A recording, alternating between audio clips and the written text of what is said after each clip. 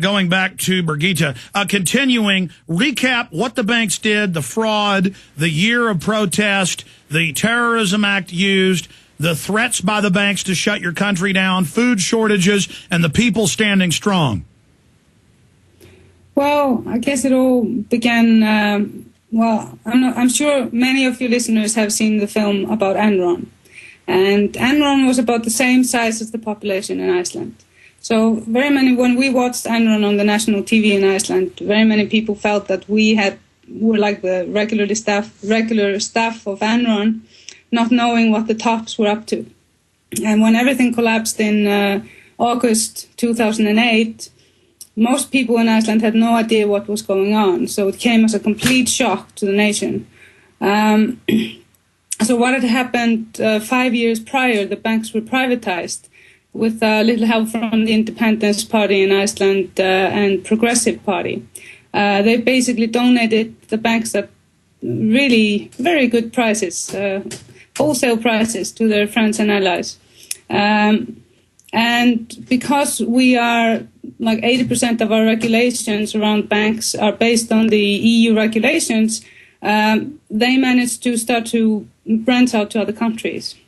And they were basically, like very many of the bankers, high on world domination, fantasies, and they wanted to take over the bank sector in the UK and in Europe. And I guess they didn't make a lot of friends, and in general, they were quite naive, and they had no understanding about how the system worked in general.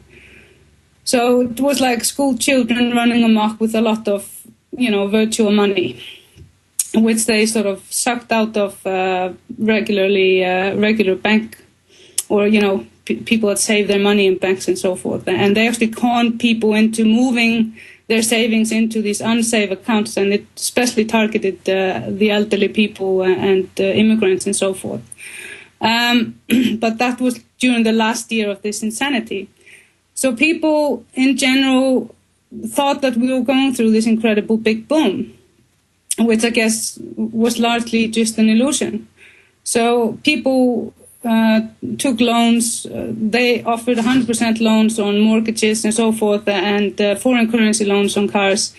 And right now, very many people are facing foreclosures. They are facing foreclosures because of if they, went bankrupt on a car loan. Because in Iceland, we don't have that wonderful legislation you have, where you can actually return the keys and then, of your house, and then you are sort of free. They will follow you with your debt for the rest of your life, and you will never get rid of it. And to be clear, the banks have done this in Argentina, in Greece, in Spain, in the U.S. They make this fiat derivatives bubble. It's just made-up crud paper. They certify it as AAA, gold-rated. They sell it to governments. They sell it to citizens. They get all the wealth. And then it came out that Goldman Sachs and others, by design, mainstream news, McClatchy newspapers and others, they then blow it out at the time of their choosing and use the implosion to then come in and buy everything up. And Iceland is the only modern country to be put through this scam to say no. Continue. Yeah, well, that was a long way to get to that no, I tell you. A lot of fight. But in general, what happened, as I'm sure that most of the listeners to the show understand how the IMF works. So what happened after the terrorist act was placed on Iceland? The UK and the Netherlands government said, with a little help from our Nordic friends, said, okay, if you want to get any loans or the loan lines open, you're going to have to go into an IMF program. And in order for you to go into the IMF program, you're going to have to solve this ISAFE dispute, which is this dispute about the banks that were in the UK and Holland. And so let me just stop you for a moment. Going back a year ago, the food's not being shipped in. Everything's falling apart. They're saying we've got to sell all the government assets, take citizens' tax money, all for these banks. And the BBC reported Iceland, Britain's unlikely new enemy. This is from a year ago. And it says, until a few days ago, Britain was admired and respected by the average Icelander. But the UK's move to seize the assets of this isolated European state have provoked a backlash of feeling of escalating resentment. They, quote, treated us like terrorists, grabbing the government accounts, grabbing people's bank accounts, saying, we're going to take your money under terror laws and give it to the bankers. Continue. Well, it was maybe not that extreme. It was they took over an Icelandic bank called the Heritable Bank in London. But what it did, it dried up the credit lines to Iceland and loan lines. So everybody had to fork up cash during a time of complete financial meltdown. But that's what it said, that in some cases people couldn't even get their money out for a while, though. Yeah. Everything was blocked. Students and people from Iceland living abroad could not get money out of their internet banks and so forth. So they had to either starve or rely on friends and family if they had any in the area. But it also created a very difficult paradox, because the Social Democratic Party that is in power now in Iceland have just one dream, and that is to join the European Union.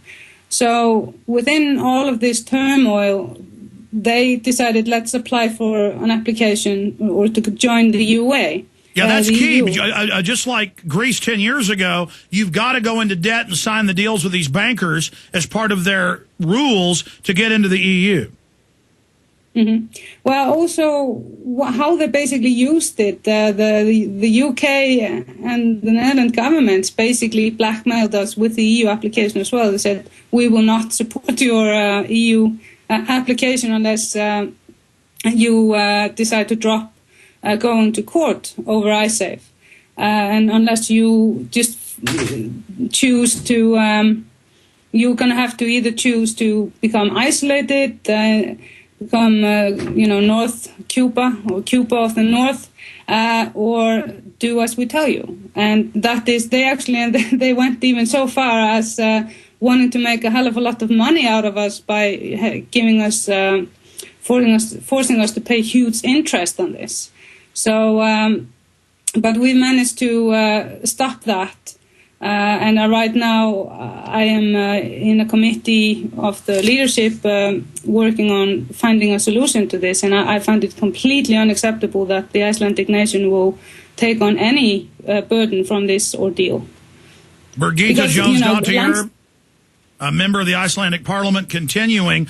So let's move up to the referendum. What did the referendum state? It passed by over 90%. As you just told us, this is completely freaking the bankers out, because if countries realize this has been done by fraud and that it's a Madoff scheme and that the money's not owed, the next step is talking about prosecuting the bankers that Ron Paul and others are talking about in this country. Well, the interesting thing and really disturbing thing about the bankers in Iceland, or the Icelandic bankers, is that none of their assets have been frozen. Most of them are living in London, and as many people know, London is ranked among the 5th best tax havens in the world.